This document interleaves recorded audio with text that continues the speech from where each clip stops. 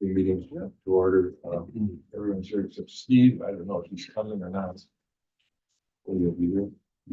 I don't get a motion to approve the agenda as published and also minutes. Nope.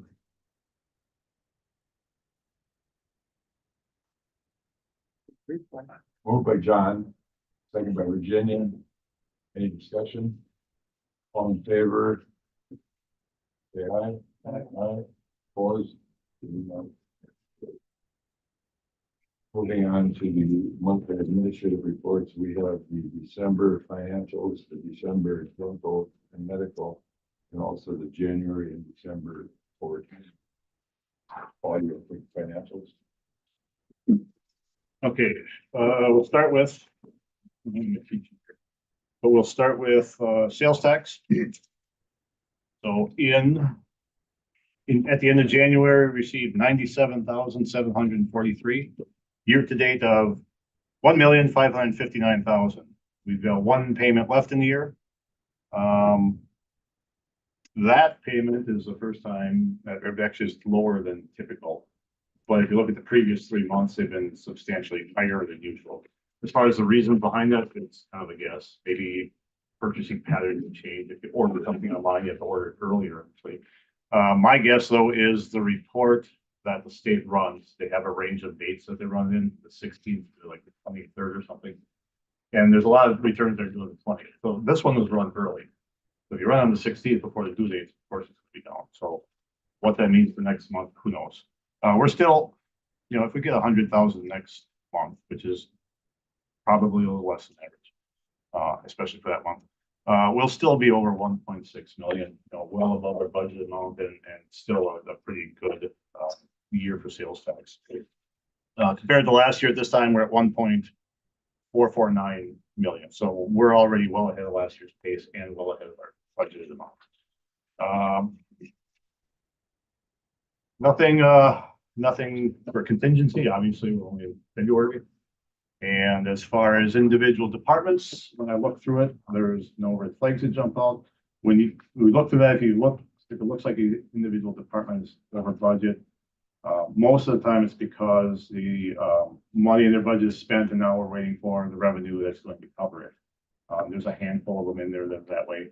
Revenue generally takes longer because you spend it and then you ask for reimbursement and then you get, or the timing of the payment simply is that they come in a little bit later. So nothing new there. The coroner, for example, we actually made budget adjustments for late last year. We missed that one by a couple hundred, but there could be a $500 check coming in between now and, or between the date this was printed and the end of February when we cut that off. So there's nothing, there's no concerns in that area either. As far as when are we going to know the final amounts, we typically go into March. A lot of reports for human services are due in March. And that's the point where we make our best guess as far as grants, and we say that's it, and that's what we're going forward with for the audit. So at that point, I run a report saying here's our unaudited results for 2023, and then the audit may or may not have audit entries. So unless there's some questions about December, preliminary December, we can move on. In relation to human services, I think Brian told us at the last meeting that he's estimating to be at least 100,000. Yes, for the good this year. Yes, and that's consistent with what he put together at budget time. And since then, the winter payment came in a little higher than he had projected, so there's a little bit of cushion there. And I know he estimates conservatively because we'd rather go higher than below. So we're on track for that, or maybe even more. Any questions for Paul on the financials?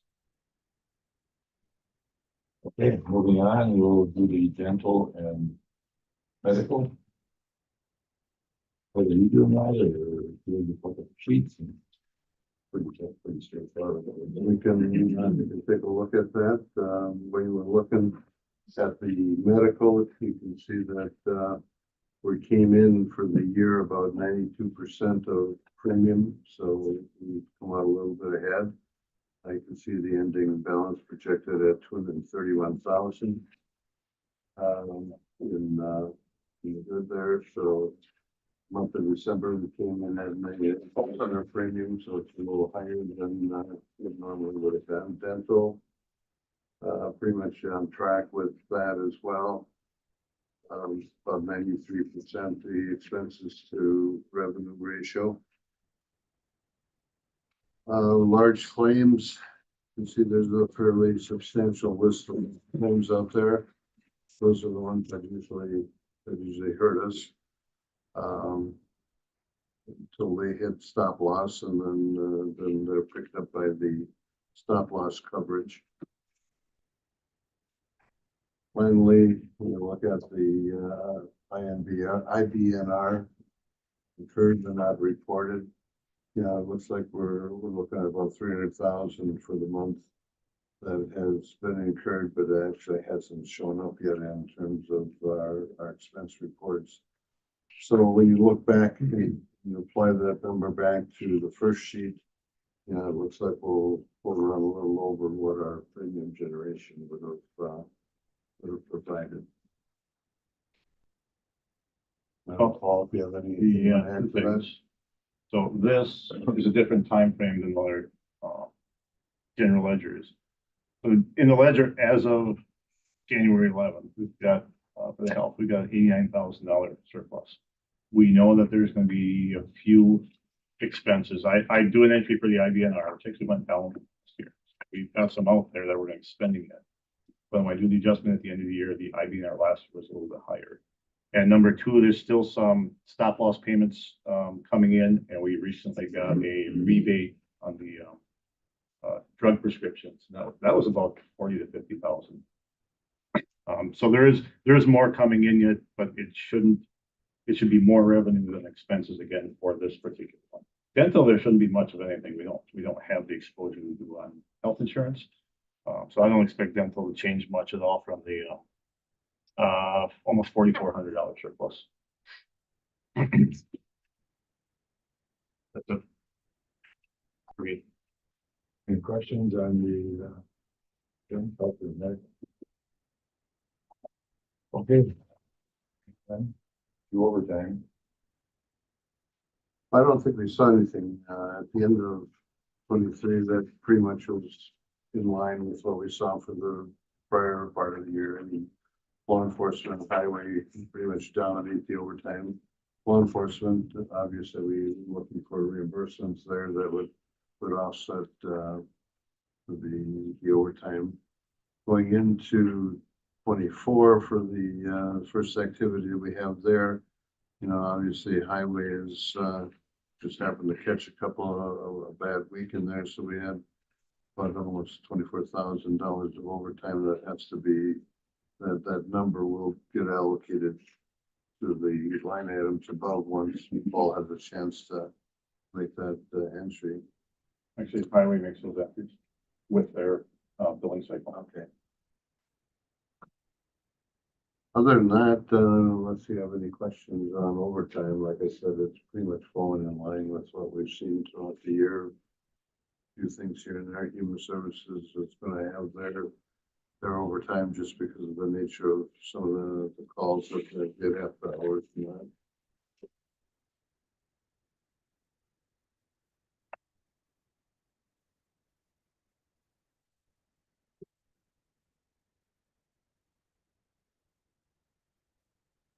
Again, the reason for the year end was because the first pay period in January was entirely 2023 workdays. So last month, the report didn't include that pay period because it was still happening. This is the final report for 2023. Any questions on yours? Moving on, we have the year-end treasurer's report. So I think we've got a chance to look at it. Talking about our investments and the issues related to the treasurer's department. Do anybody have any questions on it, or looks pretty straightforward? Yeah, Michelle's not in today, but for questions, I'll pass them along. She'll be back to you.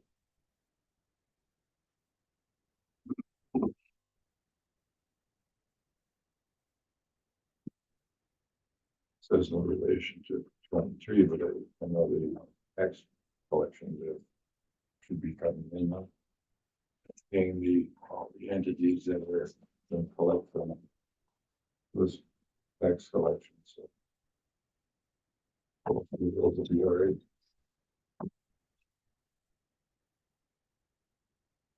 Boy, it looks a little bit better than last year's report. Interest rates are pretty decent yet. They're approaching 5 or over 5, depending what we buy. And I get an email every couple of weeks from PMA. It compares treasury rates to their rates, and it goes from very short term up till like up to 10 years. And they're hovering at or above 5%. The 10 years be 5% approximately also. I think it's actually lower. Okay, I would suppose you don't know what's gonna happen Yeah, I don't. worldwide in that time from now, of course. Yeah, I usually look at them and think, oh, that's interesting. I don't know, maybe until it's time to purchase a new CD or invest somewhere else, the rate changes are going to happen as they happen. I see our guy from PNA had an interesting article in the County magazine this month. Yeah, I was gonna bring it up later. That was a good summary of a lot of the stuff we discussed when we were talking about issuing bonds for retail. Yep.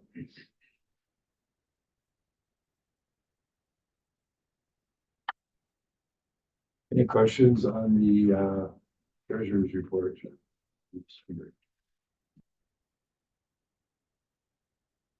Road today.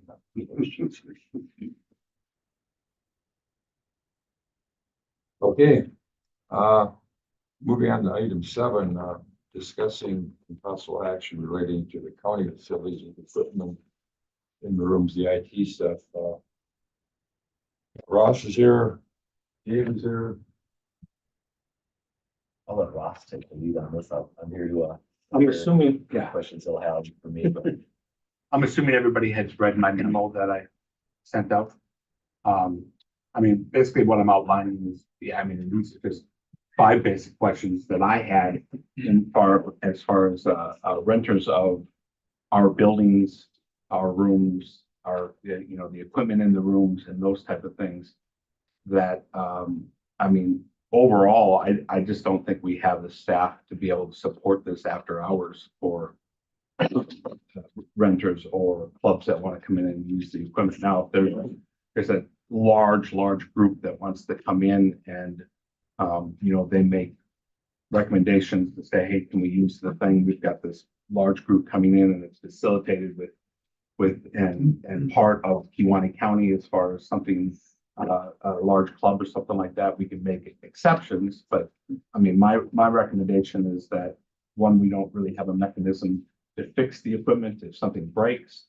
Nobody's monitoring any of this equipment while it's being used.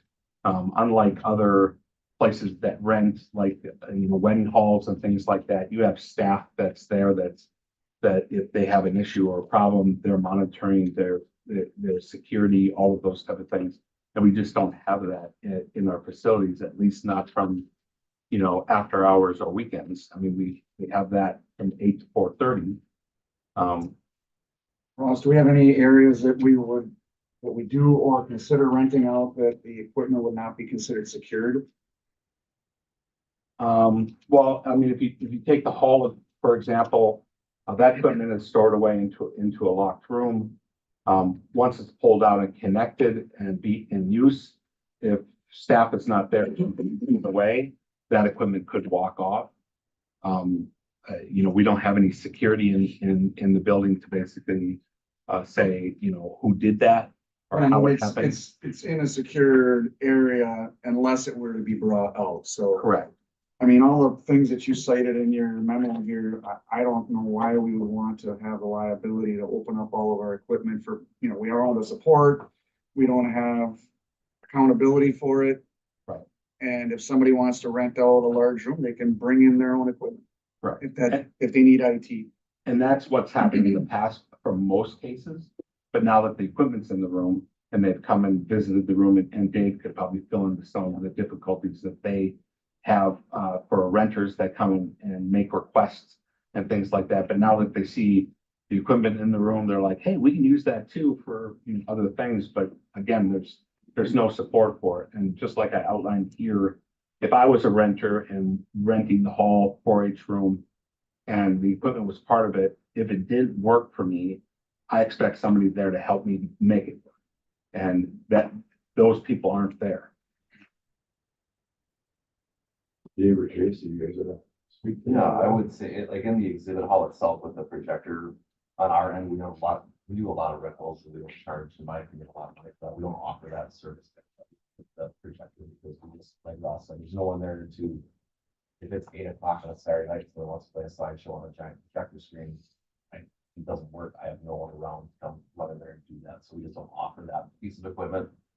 The issue we may, I don't know if Ross has had a lot of issues or not, but in the conference rooms like this, fairgrounds, we have the 4-H conference room, similar setup like we have here. That's all in the open. There's no way that there's nowhere to lock it up. So it's always hooked up. We have, and with the Parks and Rec Committee, we went through rental numbers a few months back, and we had over, I don't have the, I want to say like 250 meetings by November already in that facility overall. Could we get a cabinet like that would just simply be securable, that you can lock the cabinet and open it when we need it? So it's still in the room, because you can't disconnect everything when somebody rents the room, but you could have a secured cabinet. We can have a secured cabinet. The issue then becomes the monitor screen in there can be turned on manually. Yeah. The connections, as you can see, are right underneath the TV. Somebody could connect into them. It doesn't mean that would happen, but there was one incident where If it's there, they're gonna mess with it. there was one incident where I went out there and the committee meeting for Land and Water wanted to record. I went out there. There's what we call a click share device that's behind the TV that these units connect to for like remote PCs. And it wasn't working. So I went out there.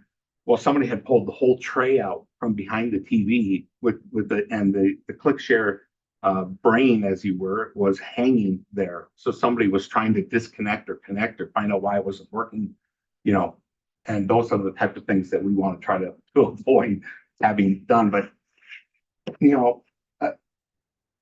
we see it all the time. We've been out, everybody here has all been to weddings before. I'm envisioning the large hall being used for the main part of the wedding and maybe the 4-H room being used as a setup room for something, right? So it's unlocked. During the evening, kids are running around, they're running in and out of rooms and whatever type thing. And oh, look at this, it's just, it's candy to kids and they're just going to mess with it. We can secure it as much as we can, but there's still a possibility that something's going to happen. Why don't you just put in the policy that is not a part of the rental, the IT? Well, And if something happens to it, they are responsible. But who's gonna go back in and make sure the monitor works and this and that? I guess we'd have to Well, have how that. often does it get rented? I mean, how difficult is it to have somebody, check afterwards and see if there's damage? well, that would require IT staff to go out there every time we would have to be informed that there's a rental that happened and that used equipment, and then we'd have to go out there and the next day or whatever to verify that it's working, and things like that. And I don't know if we have time and resources to be able to accommodate the number of rentals. We already said there's 250 rentals that are already on the books for, That number's meeting, that includes county meetings, 4-H is a big number of that, county meetings are a big number of that, and events, all rentals at the fairgrounds typically don't have like the conference room as part of it. It's that big. So conference room would be locked. Yeah, unless they rent that room, which is an option, but most of the time they do. Most 90% of those hall rentals don't use a 4-H conference.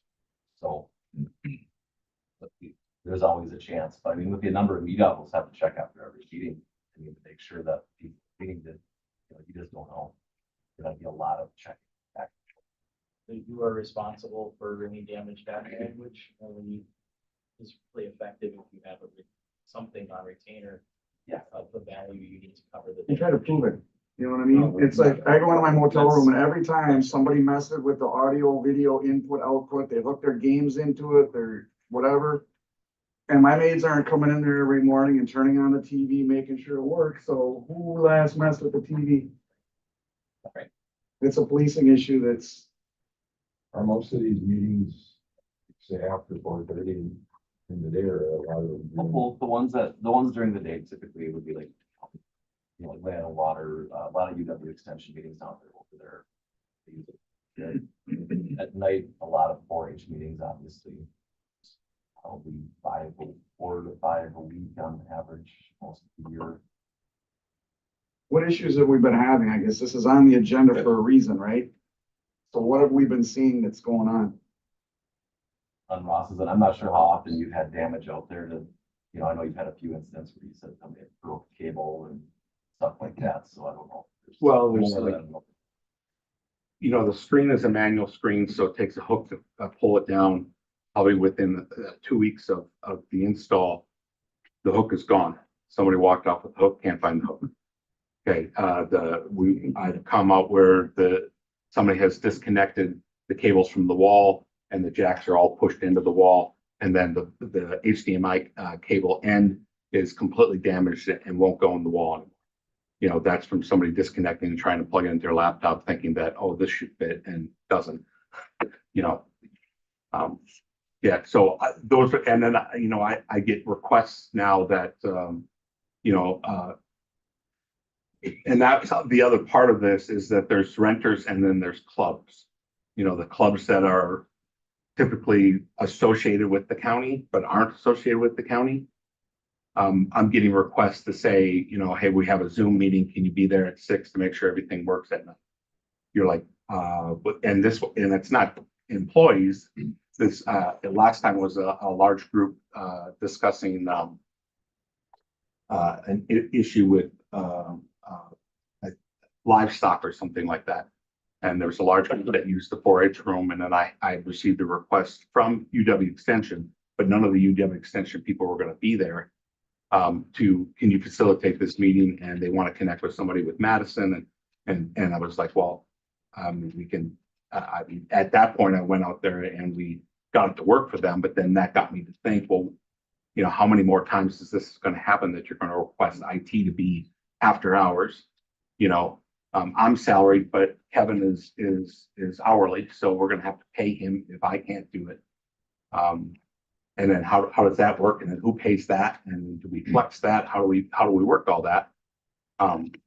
So you know, that's the other part of this discussion is club use. Like, you know, the 4-H deals directly with UW Extension, but usually is not there. UW Extension staff is not there for those meetings. So there's nobody that monitors that equipment.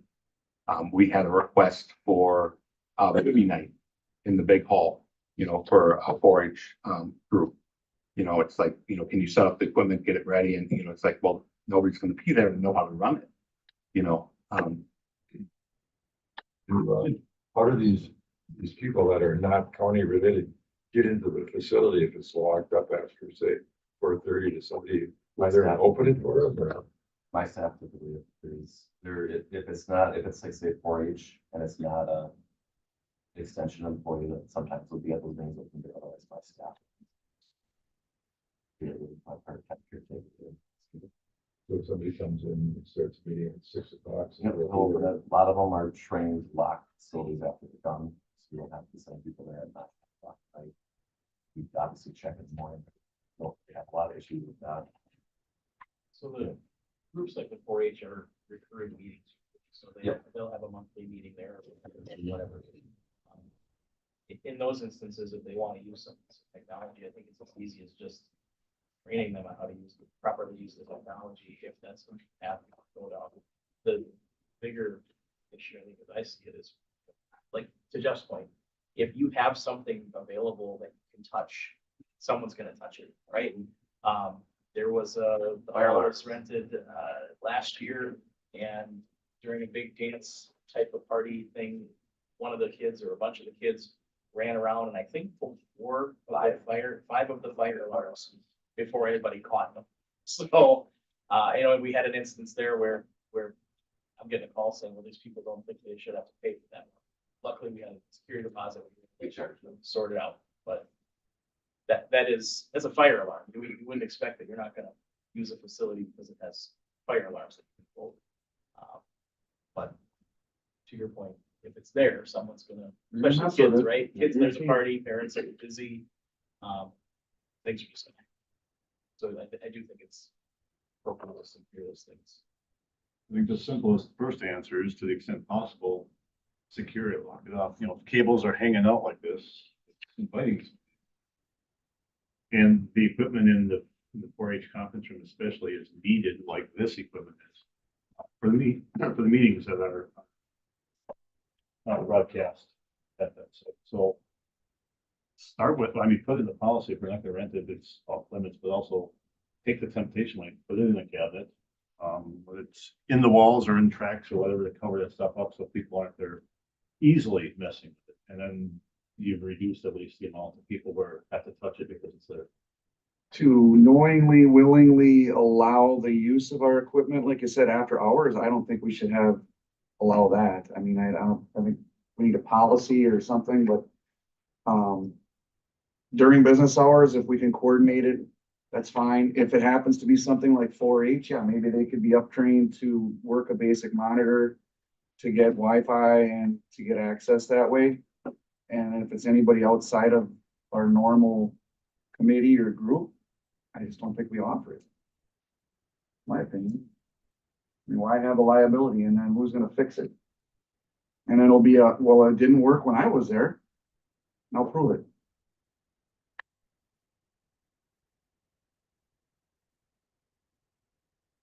I think that's a good direction to go, because I think even Dave's staff needs to have a direction to say, when people ask, they can say, we have a policy, we don't, or we have a direction from finance committee saying that we don't rent the equipment at this time. At least then they have something to say to a potential renter or club or alike.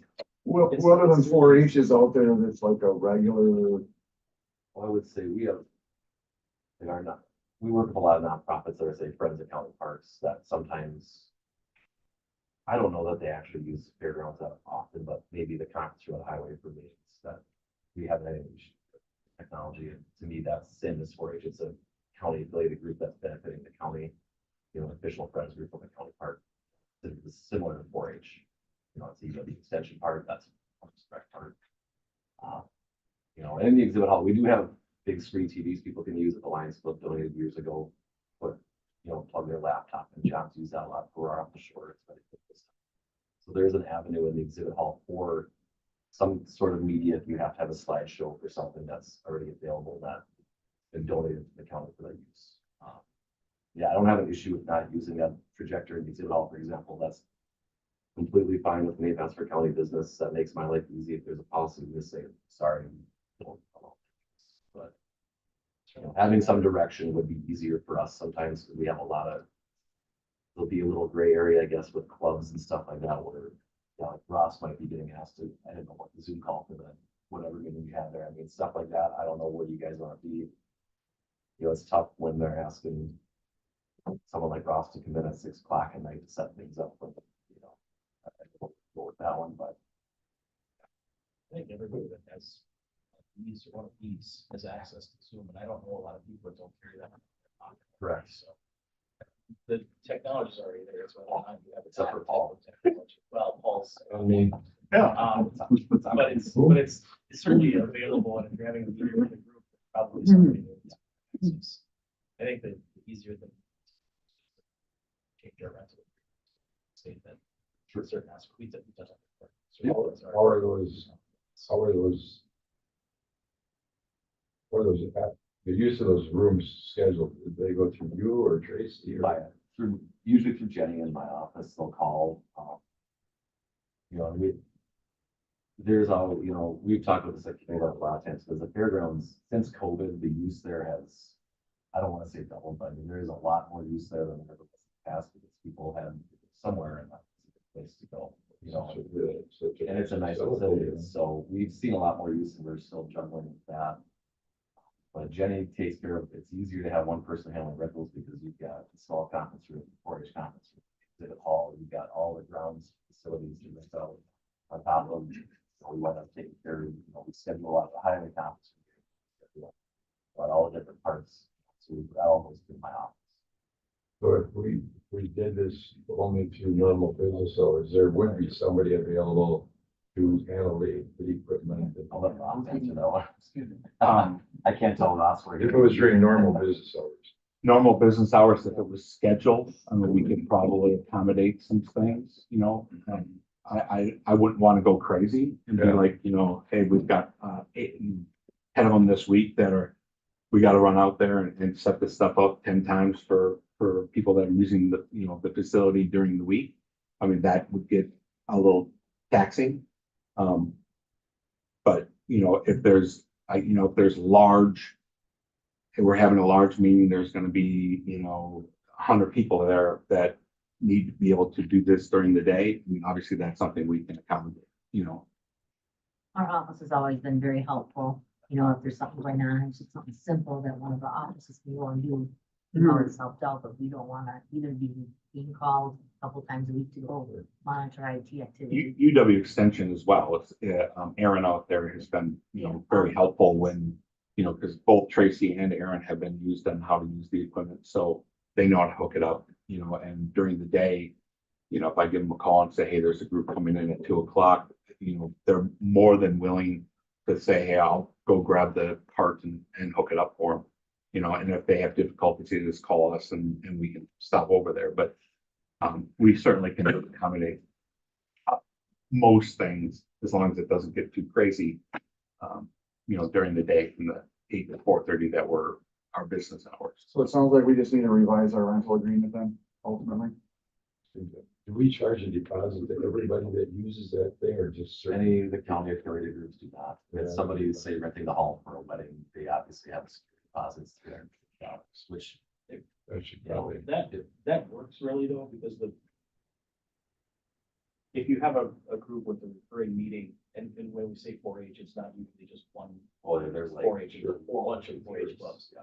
So if the answer, or if the issue is one of the 4-H groups damaged something and they're saying we're not gonna fix it, that's fine. None of the 4-H groups are coming back to use this again. Is the result of that, right? So if you're gonna get into something like that, that's gonna probably prompt people to pay for damage they've done. But I don't think the 4-H, that group has ever really been an issue. with damages. Do we have much activity from state agencies wanting to use the facility? Very random. Sometimes there'll be like someone coming in with like a town hall type informational meeting, but I mean, they don't really use, I don't think they've ever requested IT.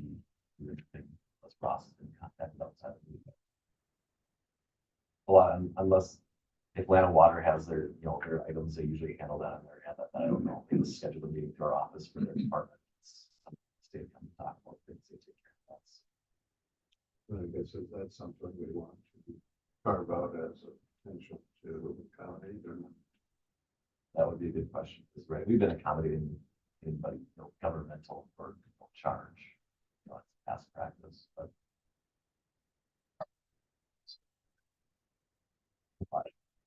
It's got all the money, we should be charging them. There was a policy stating that I, you guys tell me what to do. It's easier with clear policy. So a lot of the stuff was built and there was never really anything. There was thoughts on this that have passed down, but nothing was clearly defined.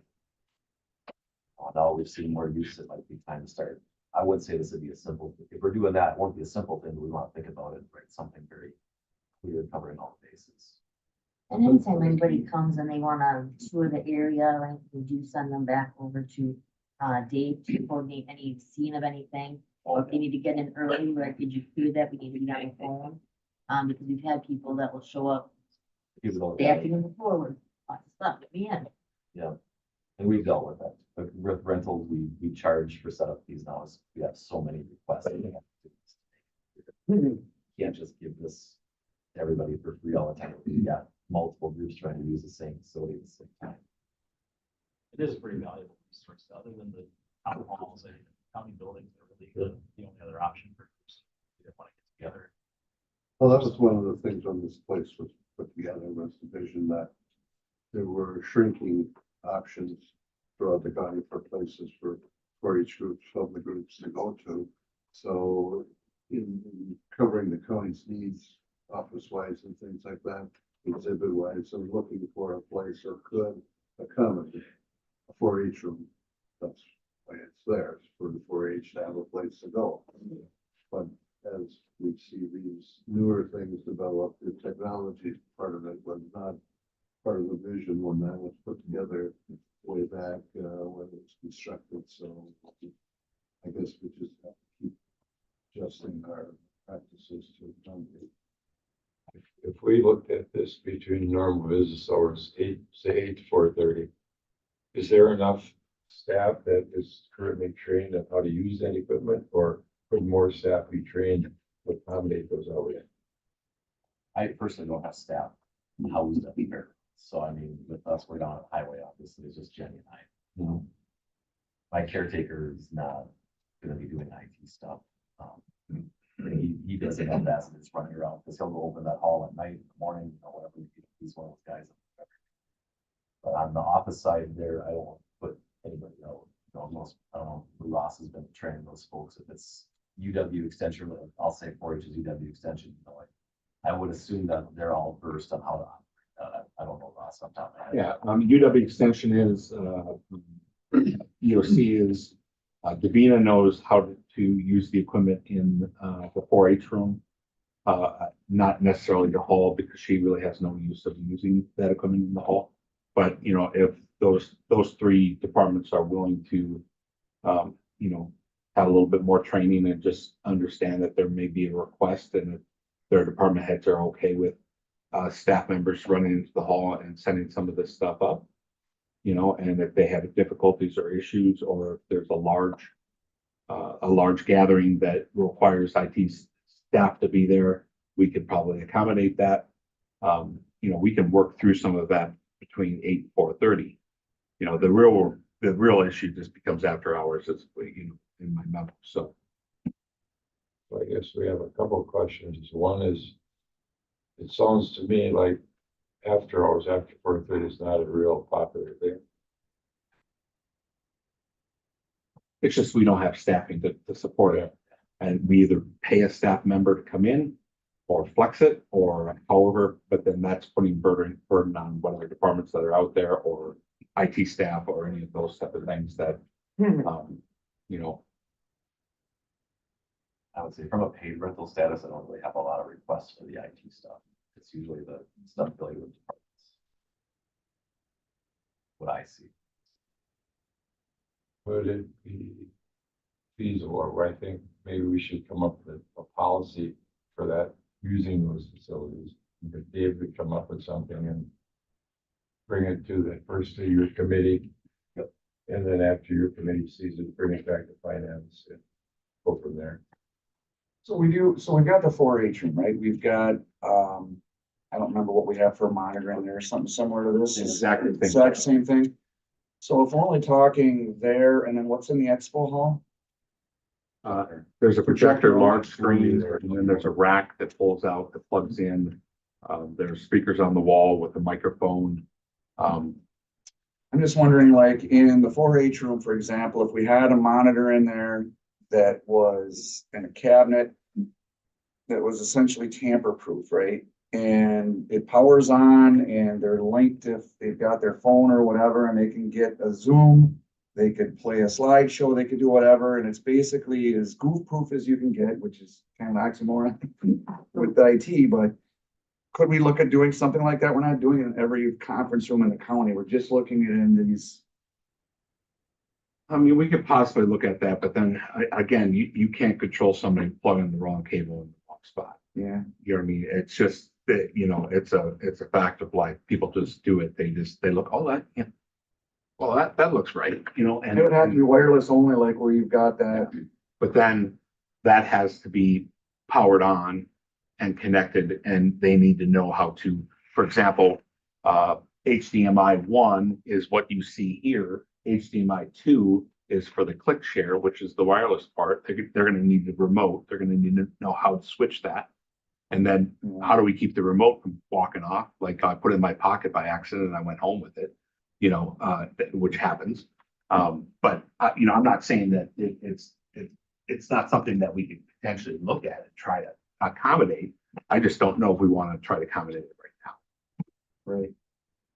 I think it's easier to say no than it is to try to prevent all those potential problems. Right. We've had groups, I mean, and the policy can also include this room. And it can include basically all the conference rooms in the county that has equipment in it.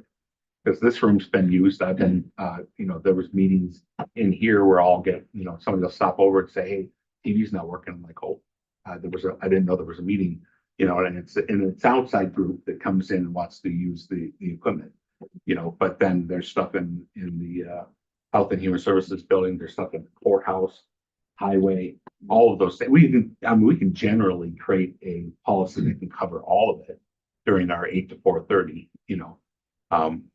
most of the time, the only ones that use this room for after hours is executive committee, finance on county board night.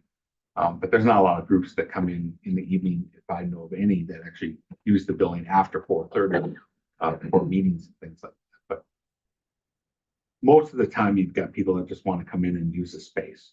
They don't really care about the equipment. They just need the space, so they come in I guess as long as, it's outside of the normal groups, UW, 4-H, if we can have a policy that just says audio, video is not included, period, outside business hours, and make sure the deposit will cover it.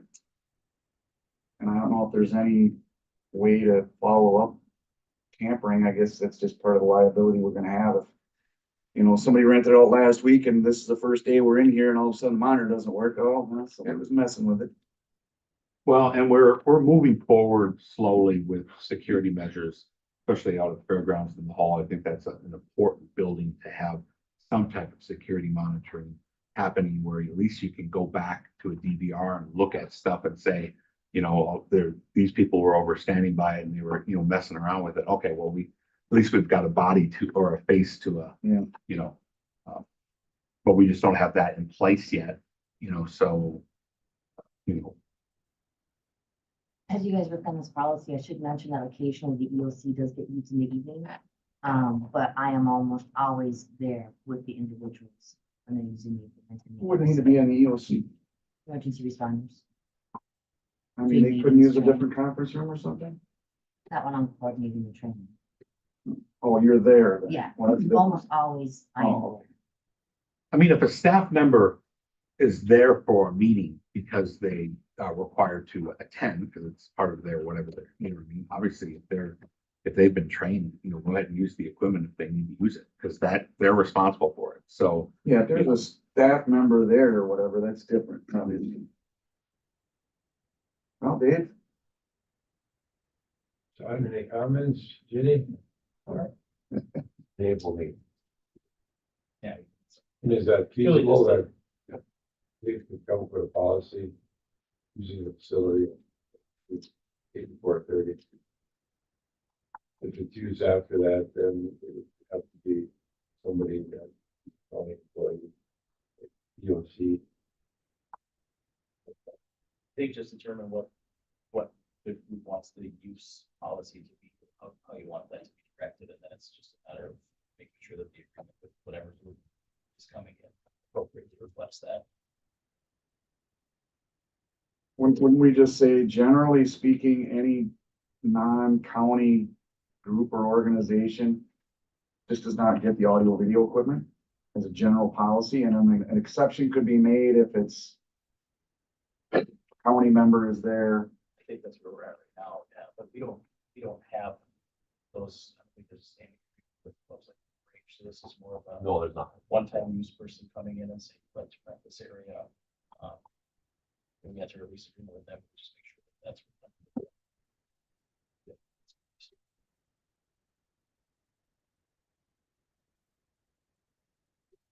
would you like us to put together a sample policy and then bring it back next month for possible approval?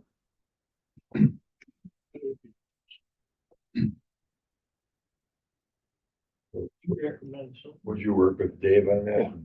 I would work with Dave. And we'd come up with something, you know, what I mean, that, yeah, I mean, I get the general gist of what we discussed here, so, you know, we can probably put that into some type of formal documentation that we can at least have follow, that we know that we're following the guidelines and things like that. So currently, we do not have any specific written policy on how to handle that situation. We have our lease agreement, so if somebody's gonna rent area, we do have a lease agreement that we provide, but I don't think it addresses technology aspect.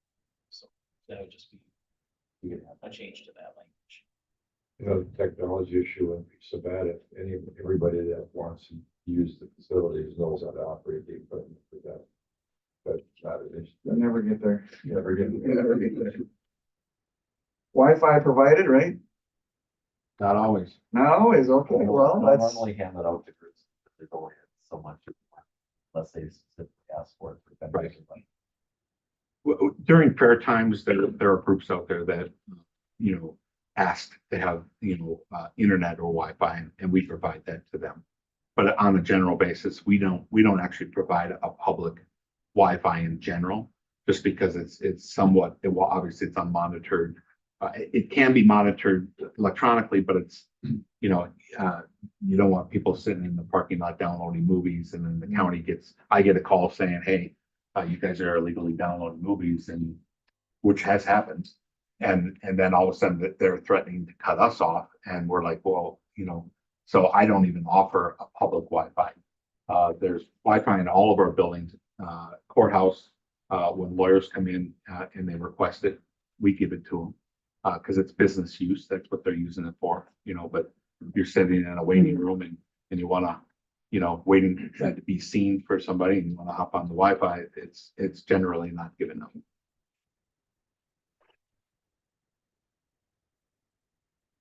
Yeah, that sounds like a plan.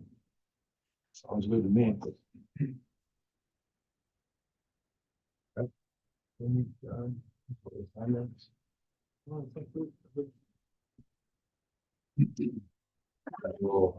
you'll bring something back at the next meeting? Yes. Thank you. Okay, moving on, we're here to discuss, possible approval of finance department staffing changes. Everybody should have received the information from Paul regarding people in his office, and his request to bring them both up to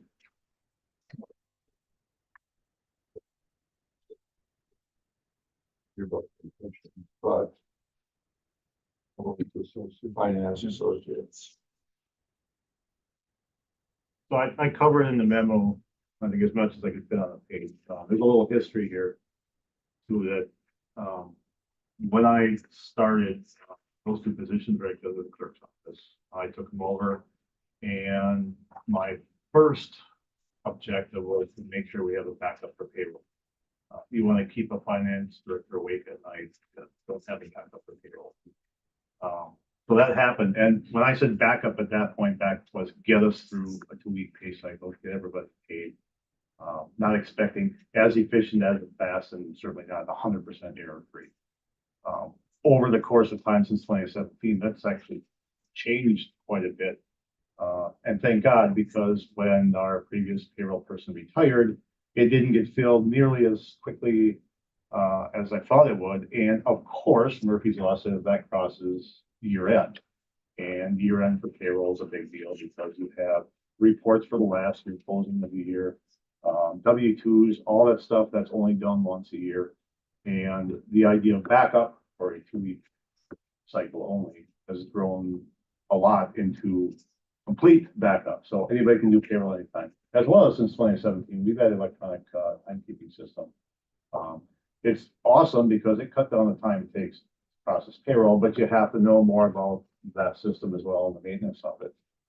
And I will say that the current account clerk 3 position is fully capable of all of that and has stepped in when needed to. And we got through, and obviously there were extra hours needed because the body count was down. But we got through year end. We've got one issue remaining, and that's actually a software issue right now that we're gonna take care of. We're through year end. We had a new position come on. She has payroll as we hired her. She also has accounts payable, a little bit of HR background. So ideally, and I've been thinking about this for a while, but ideally, I would like a department where we have built-in backups. Somebody can go on vacation. We don't have to stop payables. We don't have to stop, well, we can't stop payroll. We don't have to have somebody schedule their vacation around the payroll or around a certain event. And when something, the workload for one picks up, we can focus on that and go back as needed, built-in processes. The plan before was I was a backup for accounts payable. So if the account clerk would go on vacation, I would do payables, but I guarantee you it wouldn't be as fast. It would be just the minimum we had to get out to pay that week. With this, the coverage is built in. We won't have to worry about it. We have the people here, the staff that are able to do both of that and actually want to, because if you're doing just one thing all day, it kind of reminds me of a factory job where, okay, if you do the same thing over and over and over again, you go to work, it's great, but mixing it up is a good thing. And both of them are actually looking forward to that. So it's a benefit to both. It also makes scheduling more flexible. As a department, we've taken on a little more work too. There's also a pile behind me on my desk of things that we should do this someday, such as, that we haven't got. We should go deeper dive into our fixed assets. When I started, the others took care of it. Well, their threshold is a lot higher than mine is. We should be more detailed and more, accurate in that sense. That pairs well with insurance. We've taken on some of the insurance, not all of it, but property and liability, everything. So one thing for property insurance is I have a list. We've always had a list of where property is, buildings, vehicles, equipment, property outside the buildings. I've never had the chance to go to sites and say, yes, we still have all this, or, oh, here's something that somehow was missed later on. That's one of those functions that we really should do every few years and work around to all the sites and make sure it's still accurate. That pairs up well with fixed assets. We just didn't have the time to do it before. We've picked up that function. We have two people that are capable of it. Now it's not on me anymore. We can shuffle this and make it work. The reality of this too, though, is the account clerk 3 position, which again, account clerk means data entry. This position is so much more than data entry now. Again, I'm speaking in my time here. Before that, things were a little different. But that position is already doing the back, well beyond what the expectations were, even from me in 2017 and 20. So I think it's only fair to them that we pay them for the level of what we're asking them to do. And we get the benefit of a better functioning office and process as well. So I stated here that the difference in pay would be $4,600 a year, including the benefits. And for the end result of a better functioning department, I think it's well worth it. Any questions? Well, I guess I come back to, we're a month into the year and now we're looking at increasing budget again. We just talked about equipment last month. I don't know why we don't have these conversations prior to budget or prior to year end. I'm not disputing. I mean, I know jobs change, job description, responsibilities change. Maybe it's justified, maybe it's not. I guess I don't know, but I'd rather see us focusing more on the timeline of when it's appropriate to make an ask for something that's over and above the budget, payroll, equipment, or otherwise. Otherwise, it's just all year, we're just always throwing money around and we're not formatted. I guess that's my feeling. That is a valid point. And I will say at budget time, the staff I had was very different, and I don't know if I would have thought this forward.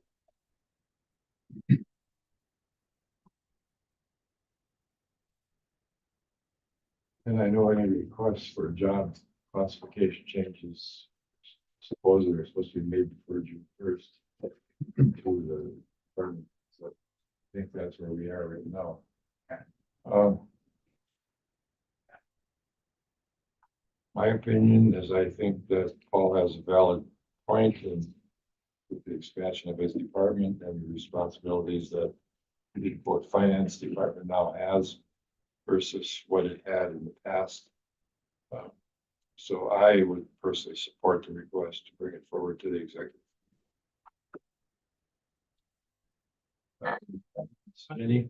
I would agree with what you just said now.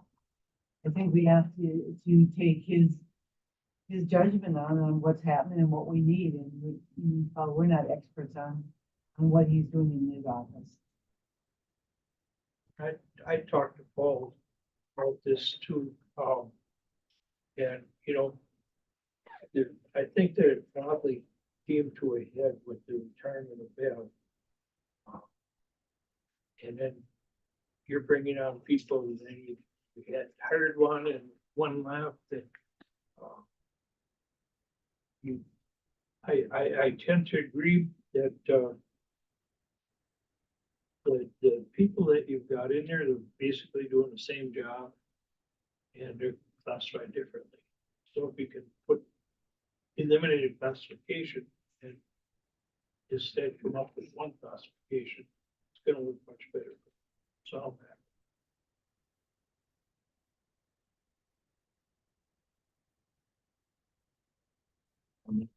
Committee. Then, I guess I would entertain a motion to approve the request at the finance level and send it to the executive committee for final action. Would this be effective the first of the year or the next payroll or what? Unless you say otherwise, it'd be effective when it's approved. So you could backdate it if you want, or effective.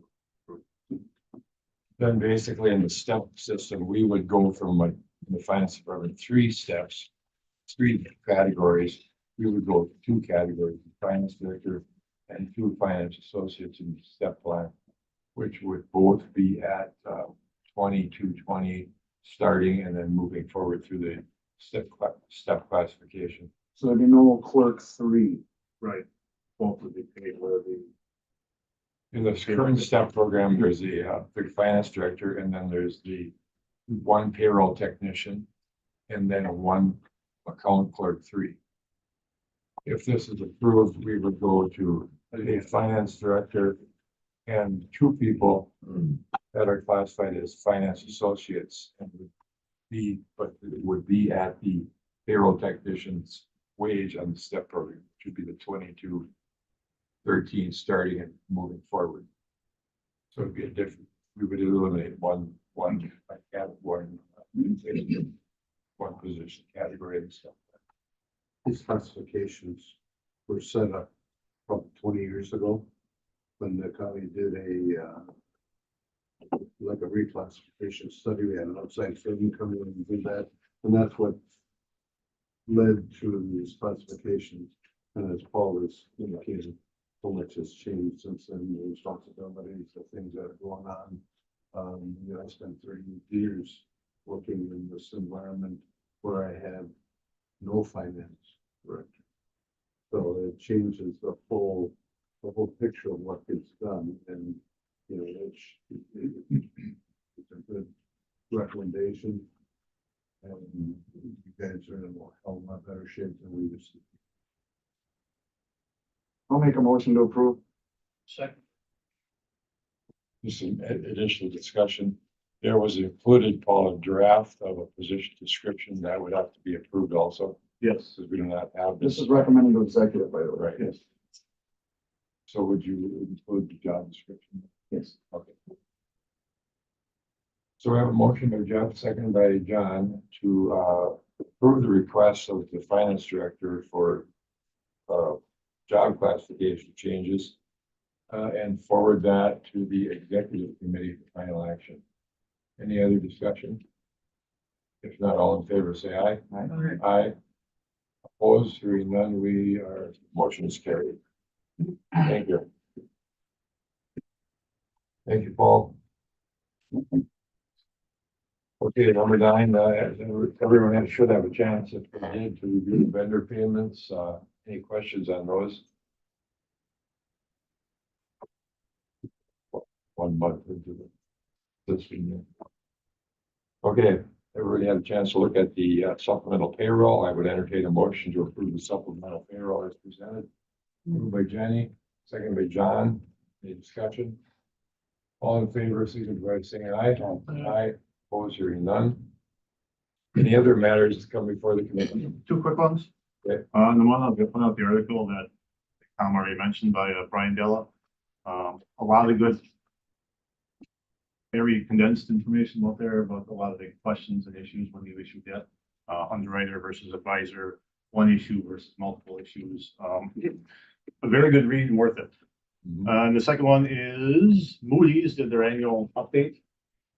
This is not a rating action. They just collect information. They actually didn't even ask me any questions this time, but they collect information from our audit that's filed with them and from the Census Bureau and other places. So there's an update out there.